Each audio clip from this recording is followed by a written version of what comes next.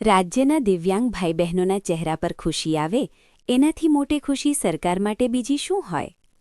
આજે ગાંધીનગર ખાતેથી દિવ્યાંગ લાભાર્થીઓને આધુનિક મોટરાઇઝ્ડ ટ્રાઇસિકલ અને જોયસ્ટિક વ્હીલચેરનું વિતરણ કર્યું.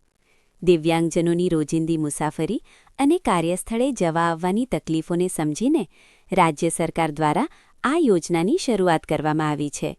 અત્યાર સુધી હાથથી ચલાવવા પડતા સાધનોને કારણે જે મુશ્કેલીઓ પડતી હતી તેમાંથી હવે રાજ્યના દિવ્યાંગજનોને મુક્તિ મળશે.